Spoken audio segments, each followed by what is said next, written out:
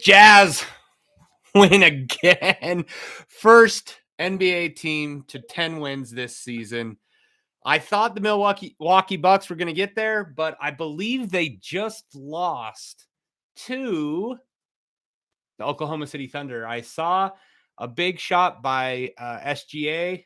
Let me check the scores again. Yes. Oh, wait, end overtime. It says that Oklahoma City's up by 1, but it's in overtime. 128-128. It must be overtime. So we are the first team to 10 wins this season. Milwaukee Bucks are at 9. So it was basically us and the Milwaukee Bucks. I believe after tonight, if the Bucks lose in overtime, we will be the best team in the NBA. Oh, Phoenix won. So Phoenix could be ahead of us as far as win percentage, but I believe we will have the most wins, tied with the Milwaukee Bucks if they win. If they lose, we will succeed over them. So it's in double overtime. Wow.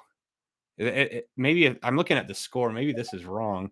But welcome in, guys. Ryan hitting the high notes. If you guys want to talk, I always love hearing your thoughts. Just hit that request button or leave a comment down below. We are live before and after every Jazz game on Jazzketball Podcast. You can go to jazzketball.com. We're mainly on Twitter, though, just because it has Twitter Spaces where you can interact with fans, and that's really what makes this show, is being able to talk and interact and get people's feedback on it. So welcome. Oh, you were here and then you left and then you're back. So welcome back. The big thing that stood out tonight, man, the threes. The threes were going down. We shot 43% as a team from the free throw or the 3-point line. Free throws, I may have been our best shooting game at the charity stripe at 83%. And then field goals, I mean, we were just shooting really well tonight, 46%. Same as Atlanta, but Lauri Markkanen came in with some clutch threes. He hit 6 on the night. And then I know Beasley had 6. We should call it Beas threes or the Bees knees, baby. We got to come up with something catchy. He's got that little shimmy. I think we should call it the Bees knees. I'll stop there. That was going to be really dumb. So if you have a better idea, let's call it something cool. But let me look at how many. Yeah, Beasley shot 6 for 10 from the 3-point line, and Markkanen shot 6 for 8. 75% for Markkanen from beyond the arc, and 60% for Malik Beasley. Then you add in Talen Horton-Tucker. THT is Dynamite, baby. This was his coming out game, I felt like. Well, I felt like last game was his coming out game with the dunk and the confidence going. And then this game, he just took it to another level. I even dared to tweet out, and I would love for you guys to get some feedback on this. Is he passing up Sexton? I know it was only 1-2 games, but for the backup point guard position, if you were following us all the way back then, I said, I think that THT might be the guy because he's eerily similar to Darren Williams. Obviously, he's not to that level of what Darren was, especially in his prime, but he's got the same body type. He's kind of got the same moves. He got those dunks where it's like, you can't believe he dunked it. He's got a really long wingspan. He even shoots the 3-point. It's just like Darren Williams embodied almost. And man, if he can develop, we saw glimpses. I feel like Danny Ainge picked him up because he looks at the best positions in the league and then find someone that can guard that position, but also produce on the offensive end. And if you put Horton-Tucker against some of the better guards, I'm thinking like Luka Doncic or these bigger guards, those are the matchups where he's going to get minutes. Now, I think Sexton, it was an interesting decision by coach because the Hawks were fast. The Hawks were fast, man. And I don't know if it was us being lazy getting back on defense or they were leaking out, but they had so many easy buckets just thrown down. But with DeJounte Murray, and Trae Young, it's a fast team. I thought we held Trae Young in check pretty well, except for that one long three where Conley was just kind of backing up. And right before that, Malik Beasley had hit a long range three as well. And I think talked a little trash and it got him fired up.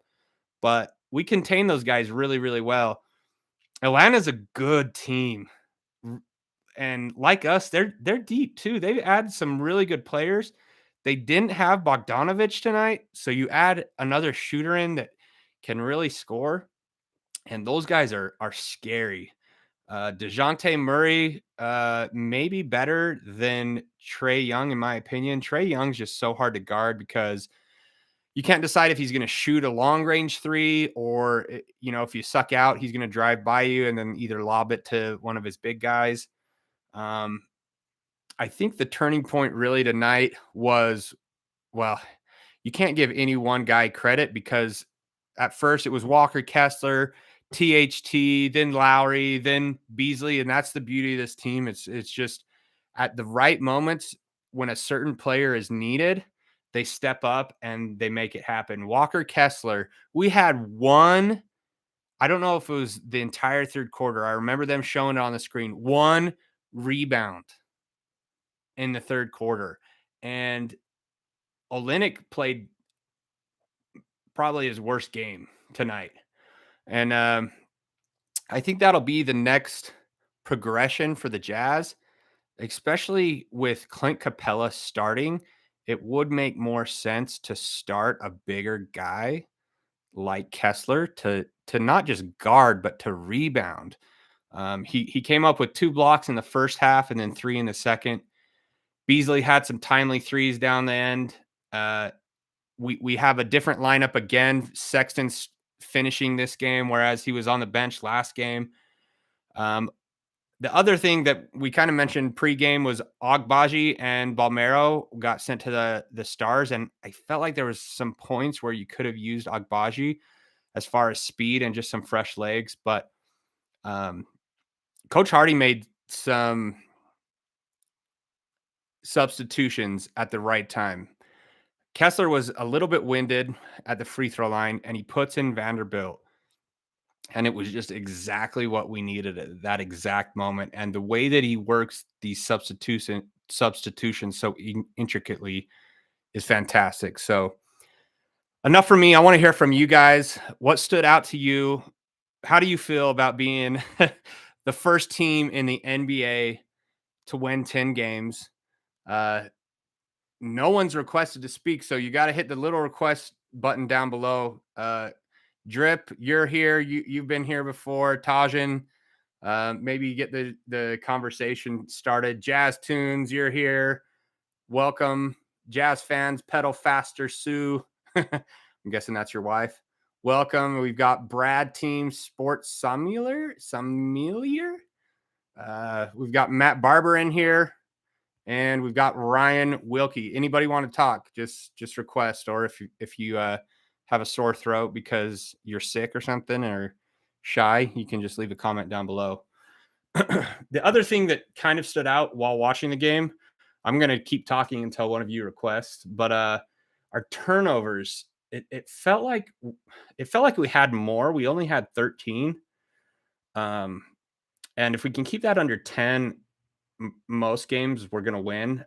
I've been saying this whole year, if we can hit 30 assists, that's almost a guaranteed win. We are right at 27, so just short. And then I felt like we did get out rebounded 54-47, but and they did out rebound us on the offensive. No, sorry, I'm looking at yeah. That's weird. Why do they have Atlanta in blue and Utah in yellow? I guess yellow really is our new color. So offensive rebounds, they did out rebound us by 5, which usually does not happen. We're a really good offensive rebounding team, especially with Vanderbilt. I feel like he always gets a second chance points. Turnovers 13. They only had 11 blocks. We had 6 steals, 5-5, and we had 3 more assists than them. So it was pretty even night as far as that goes, but I feel like we weren't hitting our magic numbers as far as like assists. The ball was pretty dang sticky at one point, felt stagnant with Jordan Clarkson dribble around. And I know that he had one where he jumped up and traveled, but you got to love this team. Like, it's so much fun. I went and watched with my grandpa. He's been a Jazz fan since the Salt Air Palace, or the Salt Palace days when the Jazz first came to the state. And he's excited. I mean, after the Darren Williams and Boozer era, he had season tickets and he said, I'm not buying them anymore. I can't watch these guys. And for the first time in a long time, he's excited. He says this team just works hard, and I've seen tweets where people say if this was the same team last year, they would have given up this lead. And I couldn't agree more. If you saw, Cleveland had a 13-point lead the other day, I believe it was Monday night, and lost it. And so you can't help but think, man, is that I don't think it's Donovan just himself, but like the mentality of your best player has to be a little bit of a killer instinct in the closing minutes. And yeah, for him to lose a 13-point lead is kind of crazy. He's been playing great basketball. I've done a couple polls. I saw one by another Twitter, I can't remember the user, where they said, would you take back or would you give the Minnesota Timberwolves back Vanderbilt and one of their picks to get Rudy back? And it was overwhelmingly no from Jazz fans. So that got my brain thinking. And I did a poll. You guys can go see the results on my Twitter. If we gave everything back that we got for Donovan, with him playing at an MVP level, probably the best basketball he's played in his career, would you take Donovan back? You would have to give back Sexton, Lauri, and Ochai, and the picks. And 90% of fans that voted, I believe there are 62 votes, said no. I would keep the players that we have. So it's funny how upset we were about the trade, and upset in the offseason about not having a good team or not being able to compete. And 10 wins, winning solves a lot of problems. Winning solves a lot of problems. And man, I feel like the Jazz fans and Jazz Nation are just in love with this team.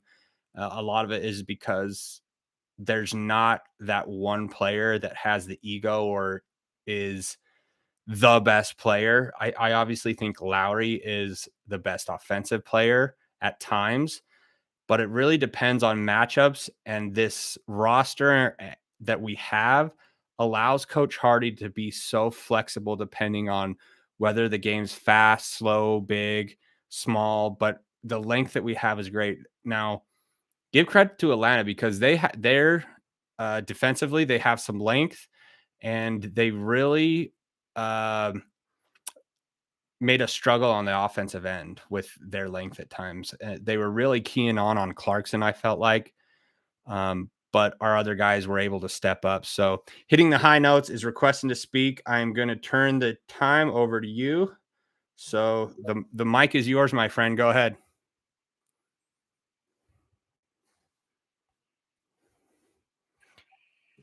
Yeah, I was just making sure that nobody else is talking, right? Yeah, you're the only one. You're the only one that requested, so the mic's yours.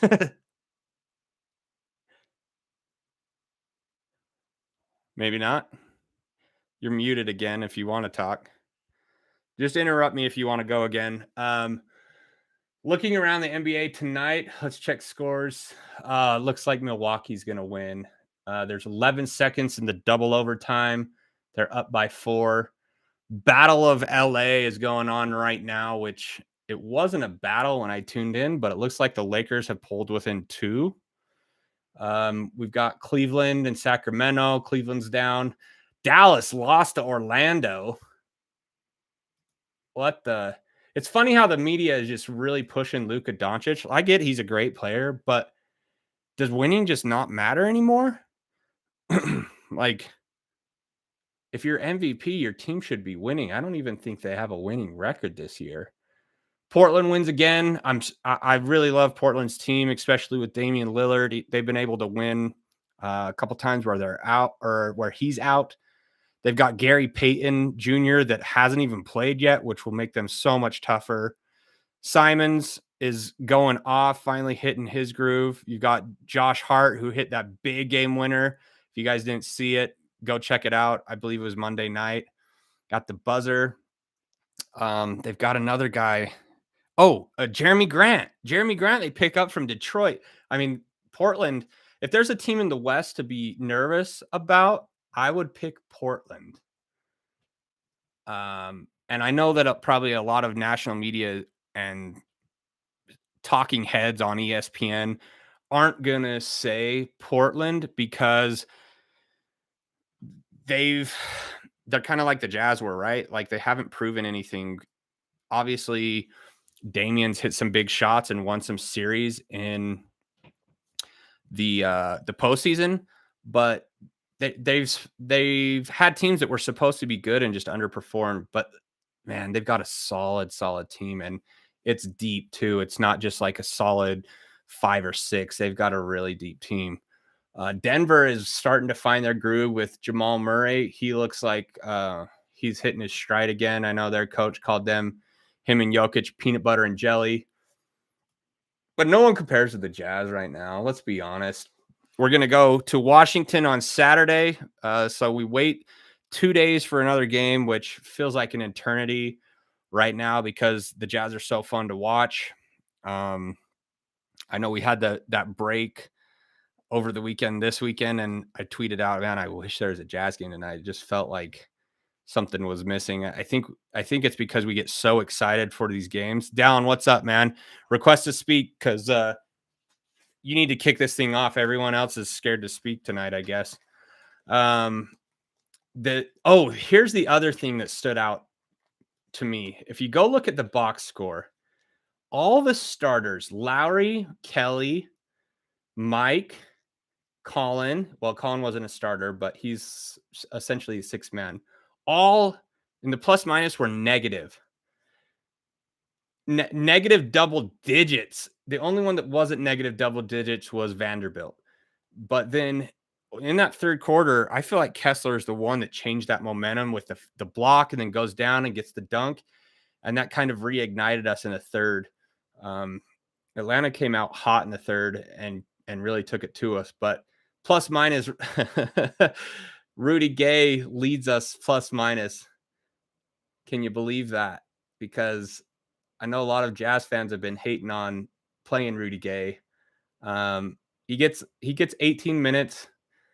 He had 2 points, 6 rebounds. So he had quite a few rebounds, but it's hilarious that he leads us in the plus minus. Then you have Jordan Clarkson and Talen Horton-Tucker next at 17 and 16.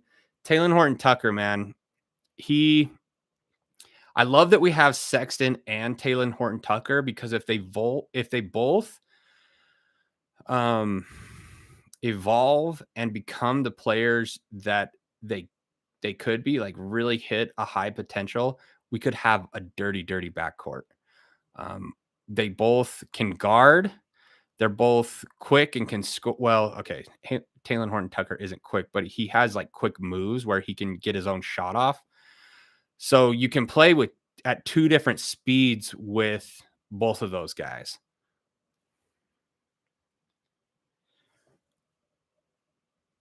Hey, you guys there? Anybody there?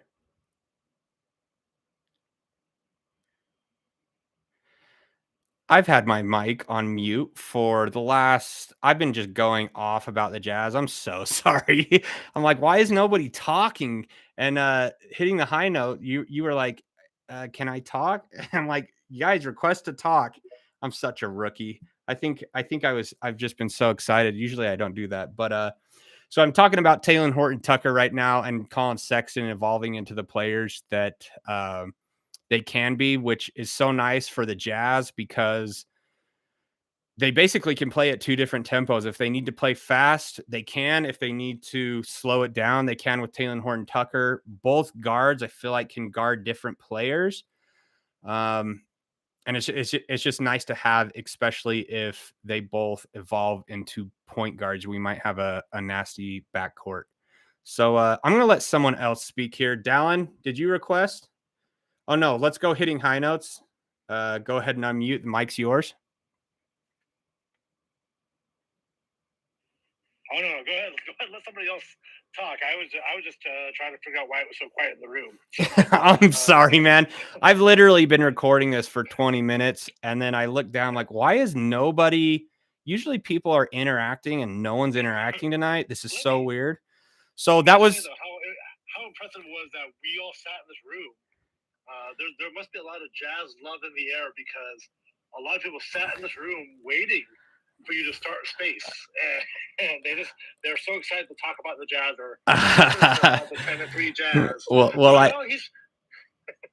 I heard you, and I was like, oh, I guess you got shy and don't want to talk anymore. But that was secretly just a plan of mine so that you guys can go listen to the first 20 minutes on the podcast, and it'll get more downloads that way. There you go. Yeah, I think there's somebody else requested to speak because. Yeah, we've got someone else. Looks like you might be from France, Eli Fonu. Is that right? Or you do you want the mic? You requested to speak. You can speak if you unmute. If not, no worries. So I will say that you have like I know that you came on and also like one of the KSL podcasts that or not space that we did preseason, and you were one of the people who were very pro this Jazz team. Yes. Even before, like there was no talk of tanking. I'll be first to admit they are very surprising to me. I didn't think that you could put a collection of guys together under a first-year head coach and gel this quickly. It's a testament to this team, a testament to this coach, Will Hardy. But like even this has to surpass your wildest expectations, right? That fourth quarter, the Jazz, who many of us Jazz fans have PTSD from last year, seeing a fourth quarter lead or a tight game go in favor of the Jazz is just weird to see because we haven't seen it in so long. What are your thoughts about that? Yeah, so I didn't really want to say that I was like excited about this team before the season and when we were winning in the beginning because I just felt like everyone's like, oh, he's going to be full of it. But I remember as the trades were going down, telling my brother, because I was really digging into the players and who we were getting. And I knew Danny Ainge was able to get good players just from his Boston experience and his resume. So as I kept diving into each player more and more, I kept telling my brother, we have some players. We really have some players. And I started piecing it together. Now, I didn't think Kessler was going to be this good. I didn't think we would be the first team to 10 wins. But I do remember telling my brother we might be able to like make the play-in game. And I don't think Danny Ainge is going to try and tank. So I'm not trying to like toot my own horn or anything, but it's just the haul that we got back for Donovan Rudy. I think everyone can see now how valuable it all is because we haven't even used any of the draft picks that we got from those guys. So I saw a stat today. I can't remember the length, but since Danny Ainge came over to the Utah Jazz, he has acquired 15 first round picks. Now, imagine the leverage that gives you. Like if this team becomes a playoff team and we actually want to compete to win, not a championship this year.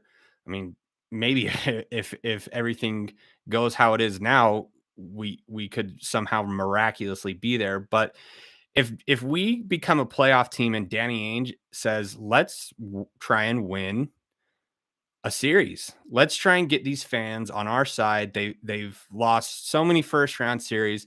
He could trade for a marquee player with those draft picks or with current players that we have. Do I think that's going to happen? Probably not. Do I want to see Mike Conley come back on a veterans minimum next year? Yeah. The way he's playing now, yeah.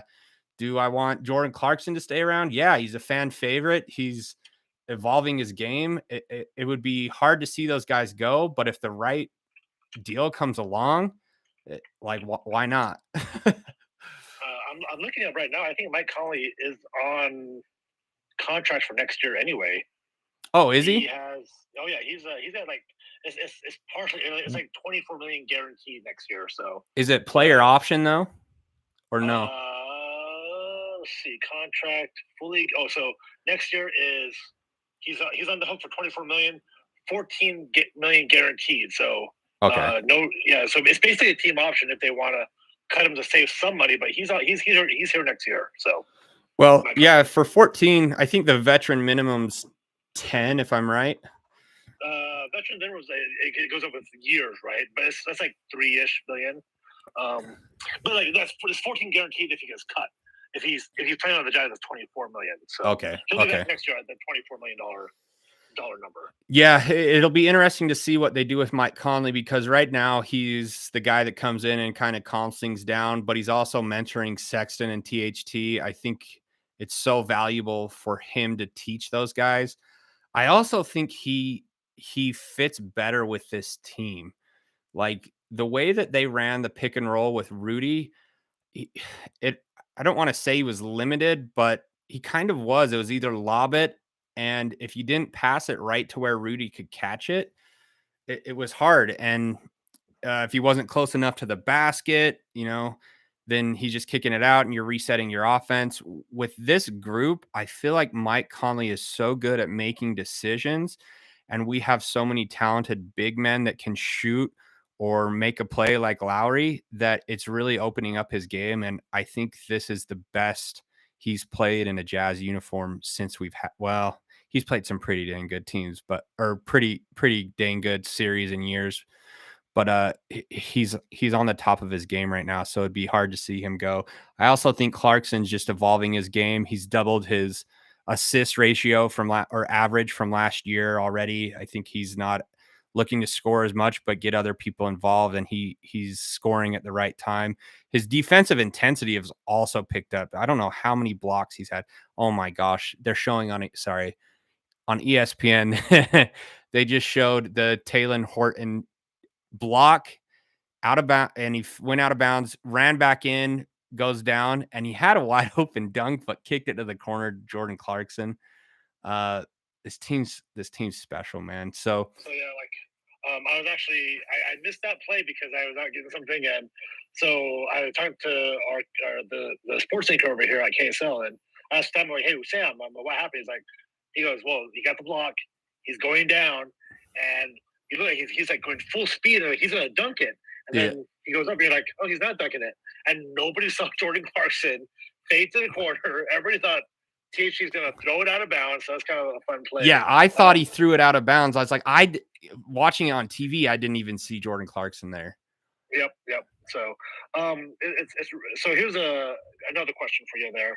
So a lot of people we're hearing it all. We're hearing it all. Well, when I say here, I see it all over Twitter. This is a fun Jazz team.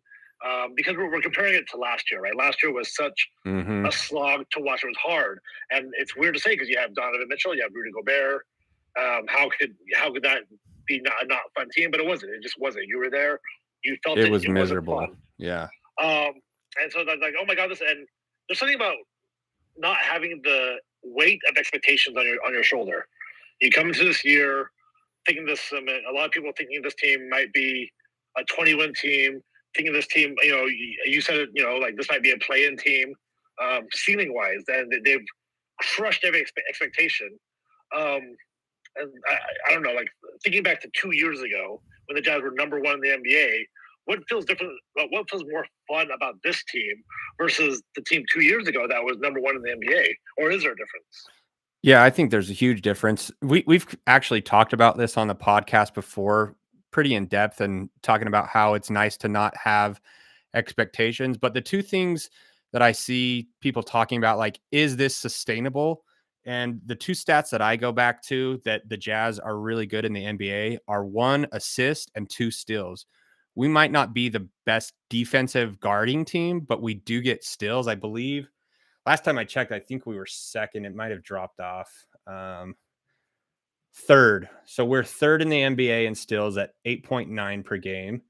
And then we're 6th in the NBA in assists, 27 per game. So that's why I say if we hit that 30-point mark as far as assists, I think that's what can keep this sustainable, along with those steals. You've got Vanderbilt, Clarkson, Kessler gets steals, Olynyk.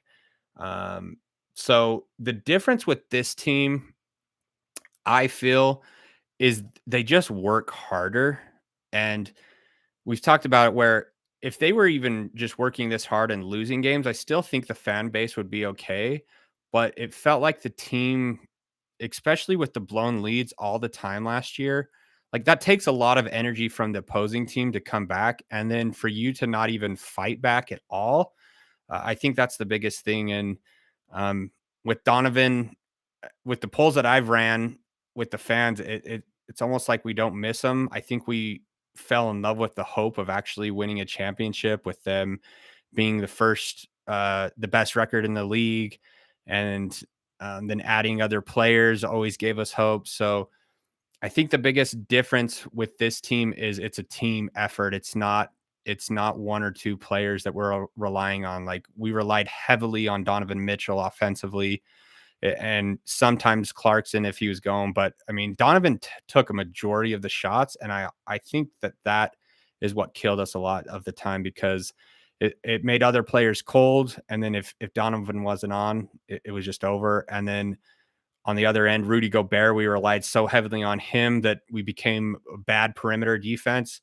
And teams exposed us in the playoffs. They would just draw Rudy out and shoot a three, and we didn't make adjustments. So those are mine off the top of my head. I'm sure if I thought about it a little more and looked at numbers, we could dive in more. But I'm going to let Tajan request, or he is requesting to speak. So I'm going to let him go.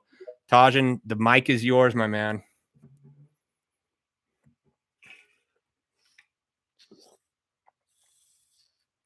You there? Can't hear. Oh, you there? It says he's a listener, not requested. No, it says on my end he's a speaker, and he just unmuted his mic, but I can't hear him. Just go ahead and cut me off if you can talk. I know, Dallin, are you here? We always love to hear your beautiful vocals. You changed your thing to the fakers. There we go. You're requesting. You're on, bro.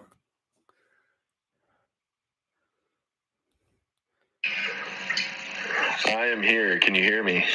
Loud and clear. Perfect. How you feeling after the 10th win? Oh, amazing. Geez, man. That Lauri Markkanen first quarter I was like, goodness gracious, is he gonna hit a 50-point mark tonight or what?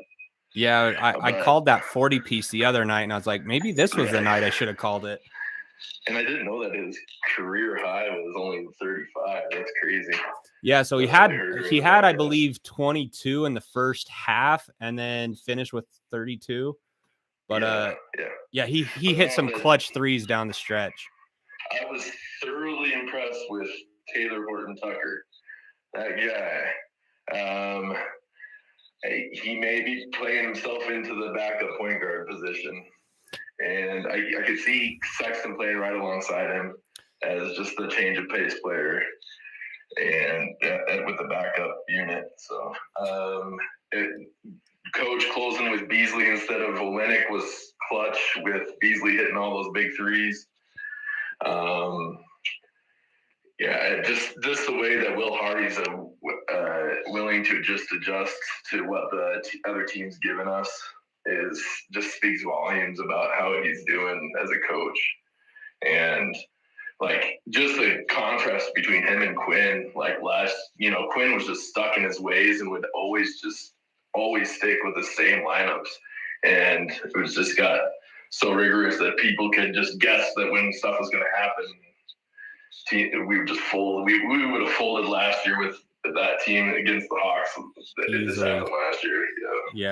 Yeah. It'd be interesting to look up how many different finishing lineups we've had this year, because, like you said, Hardy is really good at knowing who's having a good game and who's struggling.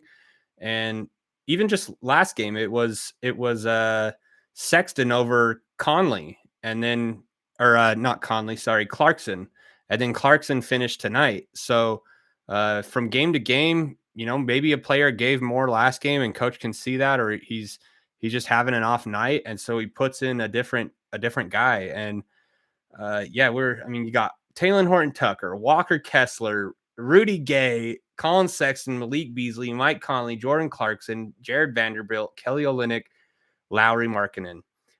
Nikhil Alexander didn't play, and Fontecchio didn't play. I don't know if Azubuike's ever going to see the floor again. We were talking about how we don't think he's going to. I mean, maybe he'll make some team as a backup, but it's fun to watch because Hardy has so many different weapons that he can use. And I feel like the big difference is he trusts all of them in different situations. Whereas Quinn just had his lineup is a little bit more of a old school way of coaching, which, hey, if you've got the right players, it can work. But yeah, the fan base was getting tired of not making the correct adjustments, especially in the playoffs when you're playing the same team possibly 7 games in a series. Like, you've got to be able to make those adjustments, and that's what'll be fun is if we do get into the playoffs to be able to see what Hardy will game plan and come up with in the playoffs. What I'm about to say is, like, I don't want to be, I'm not like a Quinn apologist or anything, but last year the team also had very few spots where you could really, like, if Rudy was having a bad game, you're not taking Rudy Gobert out, you're not taking Donovan Mitchell out. Like, there are, like, the depth that the Jazz have this year, they have a lot more interchangeable pieces. Like, no one's going to cry if Olynyk is being pulled out for Walker Kessler, right? Or vice versa. Malik Beasley instead of Jared Vanderbilt. There's a lot more mix and match this year than the team that Chris Snyder had, and part of it is because you don't have 2 big stars there that you have to play all the time. Yeah. Part of it's that. Part of it's also the front office and getting the right players. I don't think we were able to get the right players. You bring in Ryan Smith, who's probably willing to spend money if needed. But the one thing that or scenario that I thought tonight was when, hang on, Tajan. Hey, Dallin, could you mute yourself? The one thing that I noticed is Kessler. I thought that he was going to finish the game tonight because he really turned it around, the momentum in the game. And I thought, man, we really have got to rebound at the end of this game so that we can win. And Vanderbilt came in, and it made me a little bit nervous just because Kessler's coming out. We were having a hard time rebounding. And to your point, I think you're dead on. We didn't have the players that we needed in order for Quinn to make those adjustments. But part of that is because we may have overpaid Rudy. I would like to bring this conversation back up because I feel like now Jazz fans are kind of over. I know we all loved Rudy Gobert and we watched him grow, but even my grandpa brought this up without me bringing it up tonight. He says, I think Walker Kessler is going to be twice the player that Rudy Gobert will be. And how can you argue that? Because offensively, his hands are better, his feet are better, his decision making's better, and then he's right below Rudy, I believe, for averages blocks per game. So defensively, he's there, he's a presence and makes a difference. He can rebound. Obviously, it's his rookie season, so I think it might be hard for some fans to say, "Oh, you're out of your mind." But if he progresses the way Rudy does or did, he's gonna be a freaking force in the middle. What do you guys think as far as Kessler becoming what Rudy could be or more? We're recording this, so somebody can clip this and cancel you if they want to, right? Yeah, that's totally fine. Ash, go ahead. Sorry.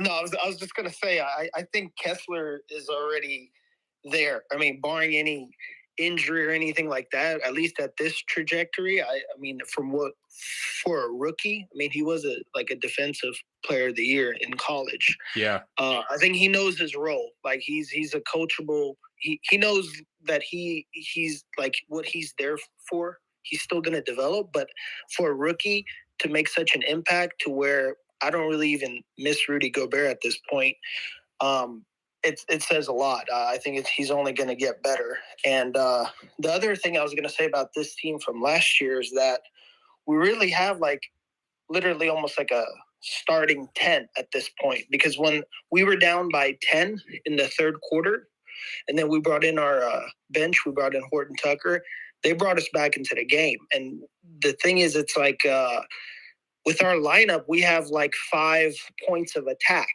at any point. Even Kelly Olynyk, he can shoot a three, or he can even drive to the basket, mark, and then can do the same thing.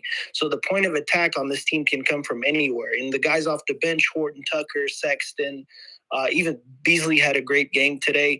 You really have like 9 guys that can put up a bucket. And for the opponent, they have to really play hard defense. That kind of wears them out too, to where they really have to clamp up on every guy that we have, because everybody can make a basket. Last year, it was just Clarkson off the bench was the attacking point, or it was Mitchell. And Conley couldn't really flow with Rudy the way he was flowing tonight. Tonight, he was all over the place. The ball was just flowing like butter. Yeah.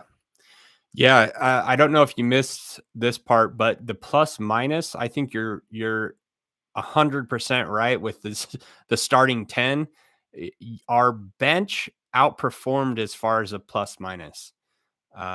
Most of our starters and even Sexton 6-man were in the negative double digits besides Vanderbilt. So the depth is insane. And I don't feel like Atlanta Hawks were like shorthanded. They've got Aaron Holiday, Justin Holiday. Obviously they're missing Bogdanovich, which I think will add another element to that team. I think they're going to be atop the East for sure. But that was no slouch team. I saw someone tweet out, it may have been David Locke, that this was the best win of the season. Do you guys feel like that? Because the first one I felt like was the biggest win was Minnesota and Walker Kessler getting a block on Rudy, and then it's just snowballed from there. But this feels like a pretty big win, especially after Atlanta beats Milwaukee. We didn't really have to really even win today. Like I don't think the expectation was there, because we're making the East Coast trip. We already had 2 games against the Lakers and the game against the Clippers, but we stuck it out. The bench came through. And that was pretty impressive, because it really kind of was a game to where if we didn't win, it would have been like, okay, it was a road trip. We still have another game ahead. But they pulled it out, and they've been closing games this year, and that's something we haven't seen last year. Right. Yeah. There was a point where we were down in the fourth. That's one other thing that's really impressive with this team is they're able to win even when they're down, 5 minutes in the fourth quarter. And I had the same thought, that, hey, it's all right. Like we played really, we're probably going to lose. And then we just hit those threes. I believe it was Malik and Lauri. And then we just get that 10-point lead, and then we keep it. And it's insane. And someone said PTSD. I think us as Jazz fans do have PTSD. It's not a joke. Like we have it from the previous years and losing all these leads. It's hard to get out of that mindset, because we were all so invested in this team that was supposed to be good, and we really had hope. And I think we had our hearts broken. We had our little tiny whiny hearts broken here in Utah. But what do you guys think about this being the best win of the season? Somebody else? I believe I just had Dat Landon. How about you? We haven't heard from you tonight. Oh man, the Utah Jazz, baby. Sorry, yeah, baby. It's crazy. I don't know what's happening. I really don't. I'm confused. I don't want to get my hopes up. I want to go into every game still thinking we're tanking, because I feel like every time I get my hopes up, this is what we start to lose games. But this team does feel a little bit different, though, which is weird to say. Donovan, without Mitchell and Gobert, it weirdly seems like we're better. I can't believe what's happening right now. And I think I'm in love with Will Hardy. Would you marry him? I honestly might. If he wins, if he can bring Utah a championship, I might have to marry Will Hardy. Dude, yeah. If he brings a championship, I mean, I don't think it's going to be this year because there's so many good teams with experience. But if he brought it within the next 5 to 8 years, oh my gosh, this place would probably have a statue bigger than Carl and John out front of Will Hardy. And just Will Hardy would have both of his hands on Carl and John's head like he was baptizing them or something. I'm not going to swear, but let's play the game. I'm Jerry Sloan, Quinn Snyder, and Will Hardy. Marry, screw, kill.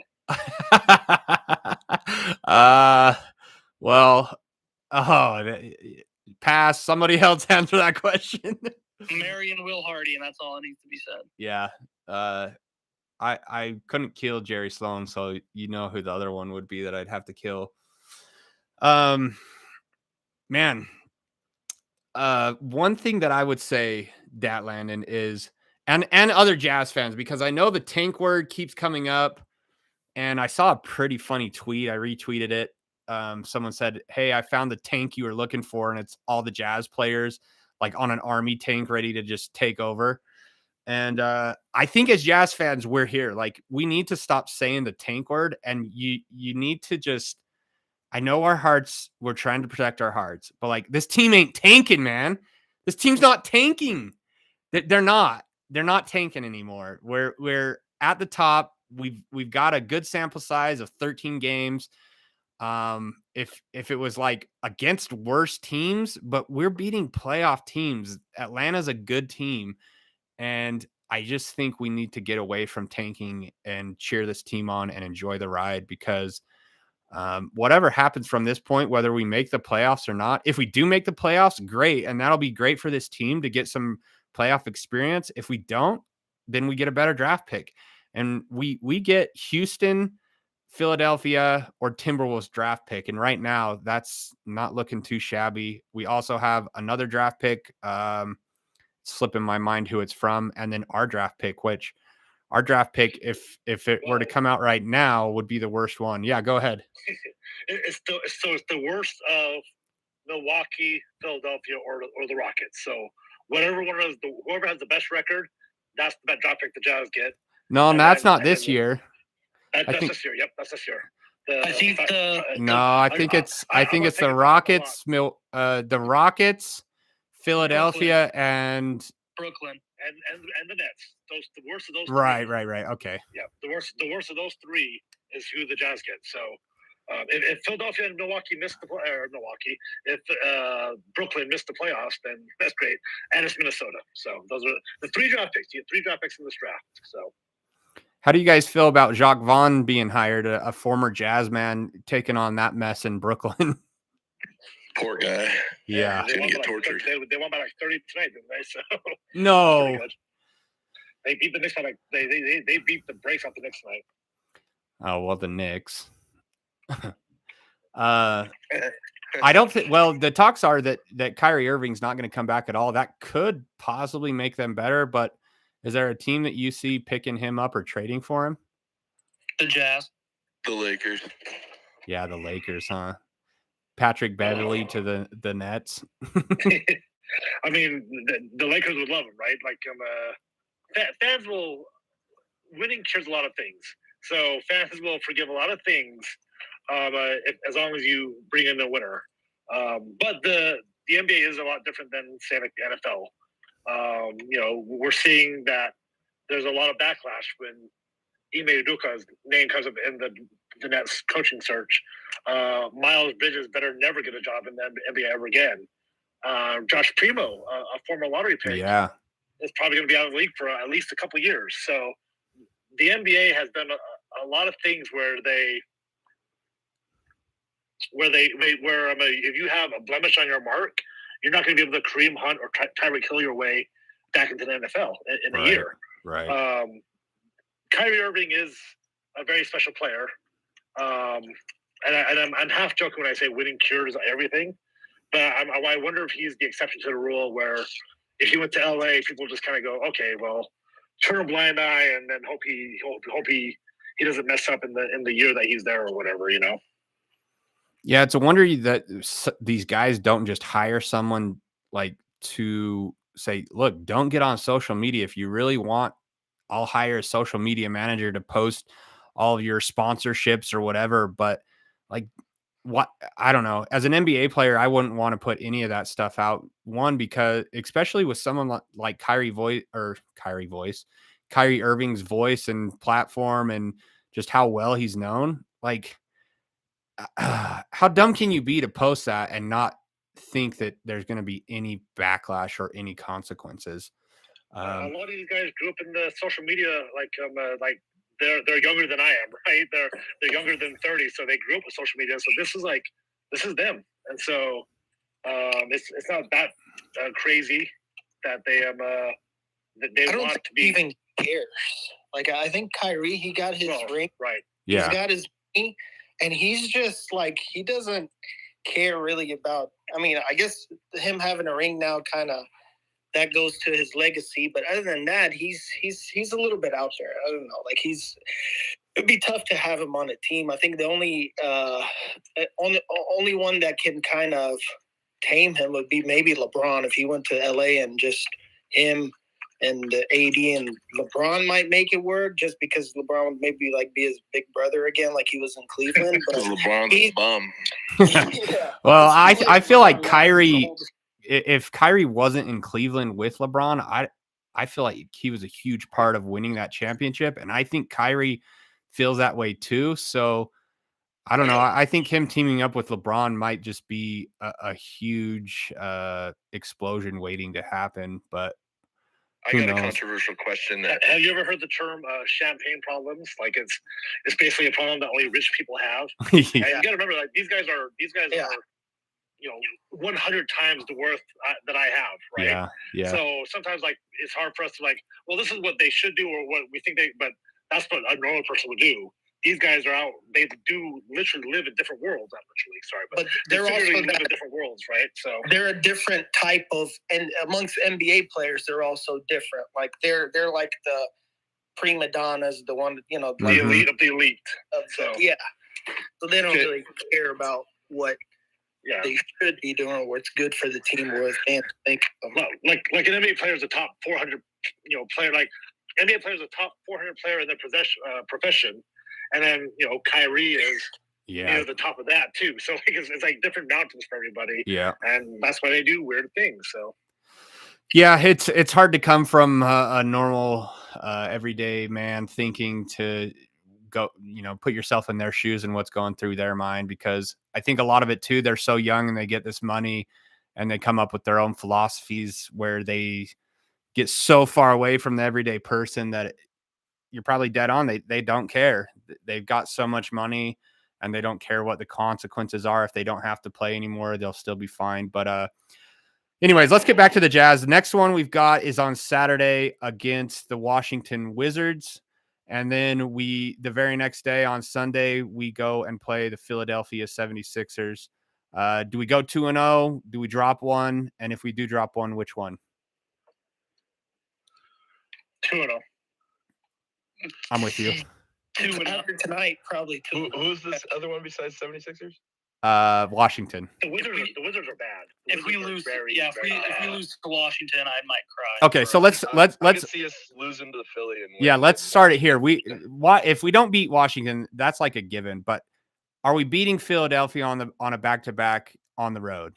Depends if Embiid plays. Yeah. Do you? So I mentioned the next progression for the Jazz. To me, it's obvious. I don't know if anyone else is seeing this, but Kessler needs to start over Olynyk, especially like tonight when Clint Capella's there. For sure, in my mind, Embiid, because who else are you going to have guard Embiid besides Kessler? Nobody. Olynyk, dude, you keep doubting him, and then he clutch wins at the end. Come on. No, I'm still doubting him on the defensive end unless he's taking a charge on somebody. But I just can't unless the game plan is just let Embiid get as many points as he wants and tire him out. But I would really love to see Kessler go against Embiid. I'm okay with Embiid jacking up threes. Capella dominated the boards today. He had like 19 rebounds, but it didn't I mean, it didn't matter at the end because we rebounded well as a team. So if we just let Embiid go off, then we'll have to, the rest of the Sixers will have to still come through. I don't think he can win it and go ahead. And I think Vanderbilt's got to be on Maxey. Yeah, for sure. We can't let him start going for 40. Yeah, so I don't think even if you put Kessler on Embiid, he's not gonna like shut him down or stop him, but I feel like he'll make it a little bit more hard for Embiid on the offensive end and tire him down, so he's not as much of a factor in the end. But also, on the other hand, Kessler, a rookie, right? Mm-hmm. Embiid, a superstar. That's a good way to get your best defender in foul trouble early. Yeah. It'll be interesting because Olenek started over him every game. And I feel like Olenek's in foul trouble more than Kessler is. That's why you just start Olenek. And I mean, it's probably. I mean, obviously, we're talking about. They're gonna throw three guys at Embiid. It's gonna be Dandy, Olenek, and Kessler rotating in and off him because Embiid's a very good player. On the other hand, Olenek on the other side of the ball, Embiid's got to guard the perimeter now because Olenek is a threat out there. So I think we got to temper our expectations with Kessler. I mean, he is playing against a lot of the second unit big guys. So I mean, yeah. But I understand the excitement behind him. He's a great two-way player, and he definitely way head and shoulders above where Rudy was at at this point in Rudy's career.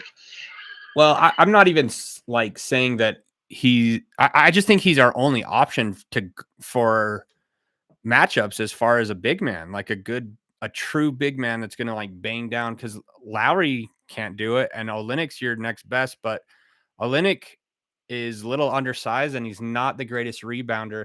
If he has to jump off the ground, he's fine at boxing out, but if he has to out jump somebody, it ain't happening. Yeah. I understand what you're saying. We'll see. It'll be interesting. We'll have to go through all the matchups and see how we stack up.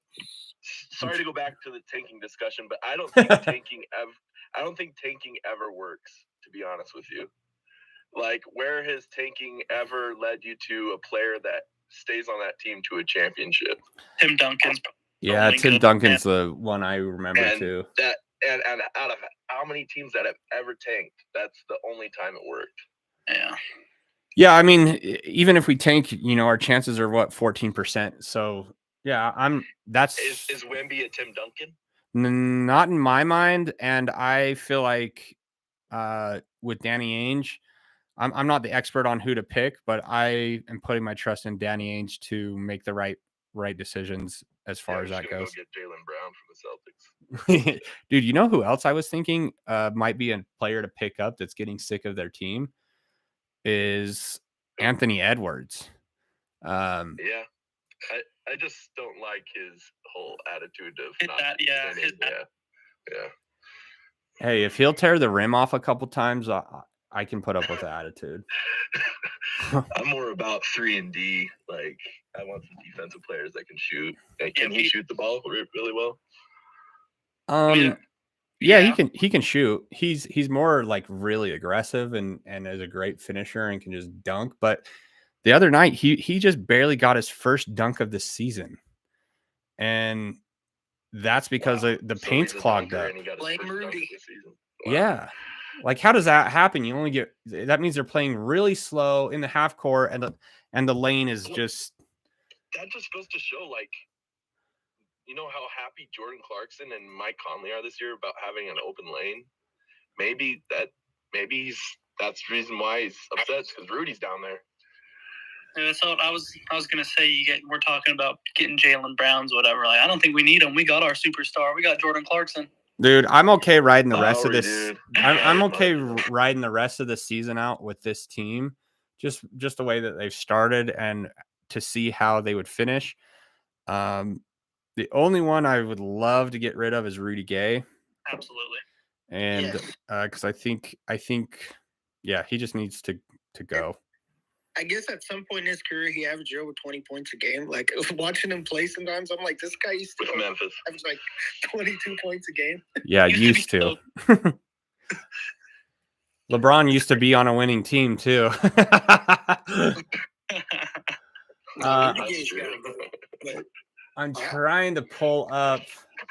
But LeBron didn't win anything until he got somebody else. So Well, yeah, LeBron's always had other people. He had Dwayne Wade and Bosch. He had Kyrie Irving. What's his other one? He had Anthony even Davis. tanking for the Cleveland Cavaliers didn't even work for them. They had to bring Kyrie in. Yeah, which I think you got to have more than one player to do it anyways. But yeah, I'm trying to look up the Phoenix Suns won, so I think they're ahead of us in the standings as far as winning percentage. Another loss for the Timberwolves though, which is good. And then I'm trying to look up the 76ers schedule because are they on a back-to-back too? Do they play Saturday and then they play us Sunday? Does anybody know? That would help us. Then that means Embiid probably wouldn't play. But with Embiid not playing, that I don't know.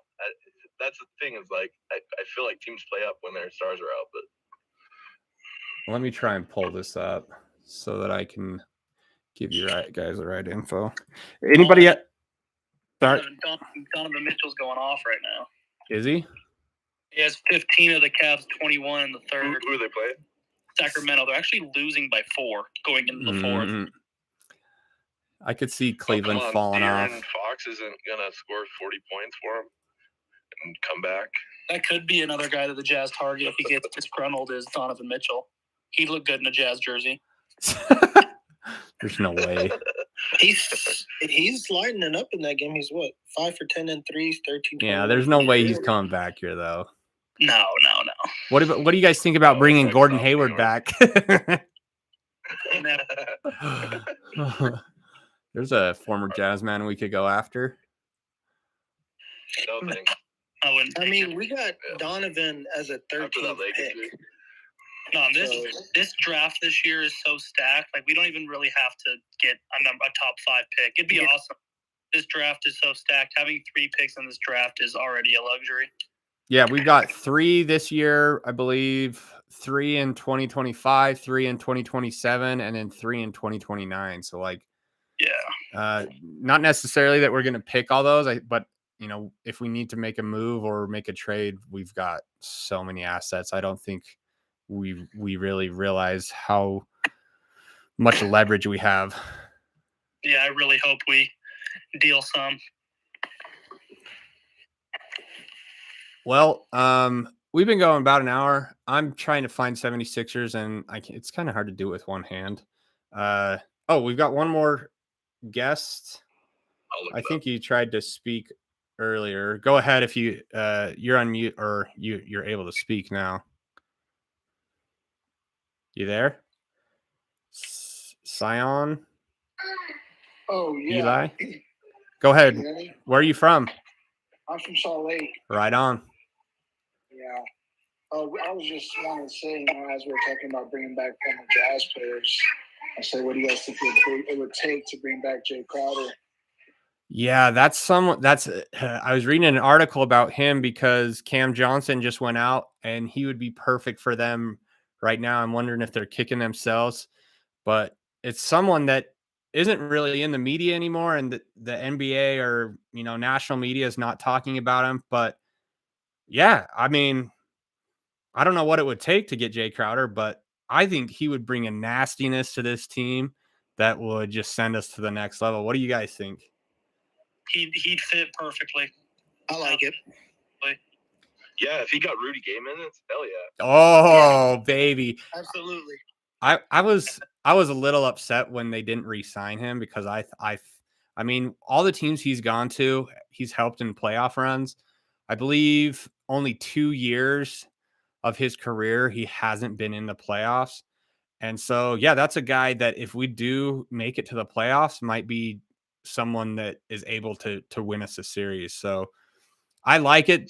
The main question is just you'd have to trade for him because technically he's still under contract with the Suns. Rudy Gay. I heard that they revitalized people's careers down in Phoenix, so Rudy Gay might fit just right in there. Him and Chris Paul about the same age, I think. Well, that's the knock on Crowder, right? Is like he can shoot, but if he hits one, he usually jacks another one up. I think he makes up for it on the defensive end. But if Phoenix Suns don't want him, which blows my mind, what they're trying to do as far as defense, and are looking for a big shooter, Rudy Gay would fit perfect. But what are the contracts? Do their contracts even match up? We'd have to give him more than just Gay, I feel. Yeah, I don't know what Jay makes this year. Let's look it up. Hang on. Probably Malik Beasley, maybe. Yeah, I'd be okay with that. Hesitant to add Beasley in there though for him. Yeah, I'd be fair. Takes Just away one one more of your point of fact. shooters. Actually, Jay Crowder didn't leave in free agency. You could He do. was part of the Mike Conley trade. So his salary right now is $9.25 million. I believe Gay is somewhere around $6 million. So you could do what, cash consideration? Yeah. I like it. He's 32 years old. I'm sure we can absorb some cash with getting rid of Donovan and Rudy's contracts. That'd be. Should we Rudy in a first round? Should we get it trending on Twitter? Jay Crowder to the Jazz. Everyone just tag him in like every single post. So we want you. I think we should do it. I think so. So hey, Philly plays Atlanta that night before. Okay, I thought I saw that, but I wasn't sure if that was a past game. So that's going to be a tough game for them too. I feel like we have the upper hand as far as the game before with Washington. It is at home though. So. both of Philly's games are at home, right? Yes. Yep. Yeah. Okay. So yeah, I'm excited. I remember when right before we were playing Dallas, I felt like I was kind of teetering, like, oh man, this could be a point where we go below 500 or we could catch fire. And luckily we caught fire. But yeah, it's so fun with this Jazz team to see the next matchup because it's just like the next big test, at least with these teams that are supposed to be good. And Atlanta and Philly are perfect, especially seeing how we match up as far as the East goes. When we do play, Atlanta should give them a tough game the night before, though. So yeah, I think so. I think Atlanta's a tough team. I think they might be able to beat them.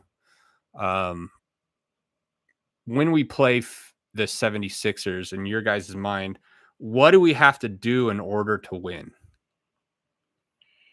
Force Embiid out of the paint. Yeah. Yeah, the best way to force someone out of paint I've seen is you get that Markkanen and Kessler combo going. This might be very basic, but rebound the ball like we've been doing. We're a very good team. I mean, I know 100%. That third quarter was kind of atrocious today, but bad. We're a very, very good team rebounding team. Good team rebounding team. We don't just have one guy who's going to get us 14 boards. We're going to have Markkanen get 8, Vanderbilt get 9. I don't know how Kelly Olynyk stands at 7 feet and can get 4 rebounds, but I think if we could control the rebounds against the 76ers, and yes, I second the getting Embiid out of the paint. I'm cool if he drops 7 threes against us. If he does, that happens. But I'd like to see him make 7. What is the other Philadelphia 76er that we need to keep under control, or maybe just not make a factor in the game? Maxey, because I mean he can catch fire, but he's literally a Jordan Clarkson type player. If he's hitting 2 threes in the first quarter, all of a sudden that the rim becomes the ocean, and he's going 7 of 7 and has 30-something points at halftime against whoever he did that against the other night. I mean, I think it's Maxey. So force him off the 3-point line and force Embiid to shoot threes. So. Yeah, I agree. Has James Harden become irrelevant? Are we no longer scared of the beard? Oh, he's out. For how long? He's out for a month. Oh, okay. Then yeah, we're not scared of the beard when we play him. Awesome. I know Tobias Harris, when he went there, was a big deal. He's been kind of a letdown. Not kind of. He has been a letdown for them. Who else is on their team? Help me remember. I can't even think. Austin Rivers isn't there anymore. They got the Jet Niang. Niang, our boy Niang. How could we forget about Niang? Minivan, bro. He pissed me off in the playoffs. What if Minivan beats us on a last-second shot? Oh. If it comes down to that, I think we just live with it. I think that's actually how, if we do lose, that's how I would want to lose. I'd be like, okay, former Jazz man beats us. That's fine. Give him his glory.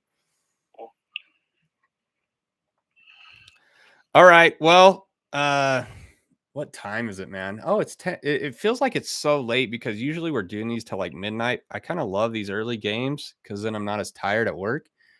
But if anyone else wants to speak, you better request in the next 30 seconds because this space is about to end. Let's just go around the league real quick. Check scores. Lakers, you're going to lose again. 82-95. Looks like Cleveland's up by 5 right now. We already said Dallas lost. Portland won. Denver won. You got Detroit. Oh, wait. I've got my screen on the wrong screen. Well, now I just lost it. Did Detroit beat Milwaukee? I doubt it. They did not. No. They double. Oh, wait. You mean the Thunder played Milwaukee? Thunder, Milwaukee, right? Yeah. Sorry, I'm looking at Detroit and Boston. Thunder and Milwaukee went to double overtime, and Milwaukee won. Dang, and what's his name hit a lot like with 0.6 seconds. How did they force overtime when there was 0.6 seconds and they were up by 1? I have no idea. And Giannis and Holiday didn't play. I'm gonna have to go figure out what happened there because I was all excited that he hit that shot. It was a Trevor Booker tip in again.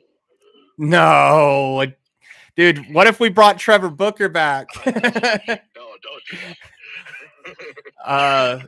Memphis beat San Antonio by 2, close game. San Antonio, their rookies looking really good. The kid with the pink hair, I can't remember his name now. I actually think he dyed it again. Sokan. Yeah, he's the new Dennis Rodman. Yeah, Milwaukee beats Oklahoma. You guys already said that, so double OT. Let's go look at standings because I believe with no Giannis, no Drew Holiday, no four starters basically. Guys, first in the Western Conference. We are the first. We are the number 1 team in the Western Conference above the Phoenix Suns with their win tonight. Yeah, just need to hear, the people in the back need to hear that. No more tanking. And then I believe, let's see. Yeah, Milwaukee's. So had Milwaukee lost tonight, we would have been the number 1 team in the league, I believe, as far as winning percentage. So things are looking up with Washington Saturday and then Philadelphia Sunday. We could easily be the number 1 team in the league by the end of the week. That's something to get excited about. Our schedule has just been so hard. So if we can. Yeah, this was supposed to be the toughest part of our schedule. Yeah, I know. If we can start getting some of these easy games, like if we can get the Rockets not on a back-to-back, if we can get Detroit not on a back-to-back, or like we could really start piling some wins. So this Atlanta game was the game that we could have potentially lost on this road trip. Oh, easy, yeah. Yeah, I thought it was for sure a loss. I'm not gonna lie. Yeah, I thought I wasn't. I mean, the way that the team's been playing, like, yeah, we could win, but it wasn't one where it's like, oh, we've got this. It's kind of like Philadelphia. Like, I think, yeah, you're probably right that this game was more likely to lose than even the Philadelphia game. Philadelphia is only 5-6. They don't have James Harden. I don't feel they've been playing very well. The one thing that is nerve-wracking about them is Joel Embiid, and just if we have someone that can slow him down enough. But I feel like we could beat them with 3-point shots, which we've shot the 3 pretty well. So I'm going to wrap this up. Nobody else has requested to speak. I appreciate all of you guys tuning in. literally is growing every single time we do this. We do it before every game, a half hour before every game. We don't do a podcast. We usually just do the podcast and record after the game because it's more fun to get reactions than the preview. But sometimes on the previews, we get someone from the opposing team on. We've had someone from the Houston Rockets, the Denver Nuggets, I believe one other. Oh, the Pelicans. He was from Australia. He was a really cool guy.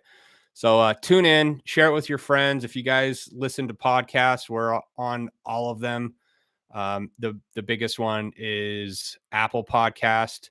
We're getting listeners from Finland, Germany, Mexico, all over the world. And I believe we just hit like 800 downloads or something.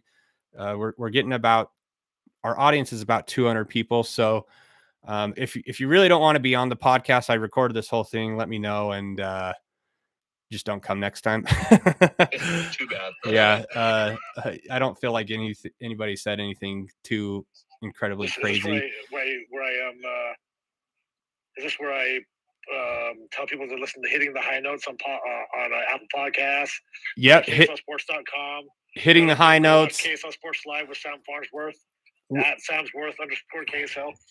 Yeah. This is definitely a spot. We're all junkies here, so like I'll literally go listen to all these podcasts just because I'm a jazz junkie. Like I like listening to it, and it makes my day go quicker. So go follow and High Notes. We appreciate you tuning in and sharing your thoughts on here. It's always fun to get you guys on. Go Jazz. Rate and review, 5 stars. 5-star reviews. Do all the good things that you're supposed to do on social media to make the algorithms tip in our favor. And good night. Jazz are 10-3, number 1 in the Western Conference Finals, and we are rolling, baby. Don't use that T word anymore. No more T word, Jazz fans. Yes, sir. Good night. See you other 4.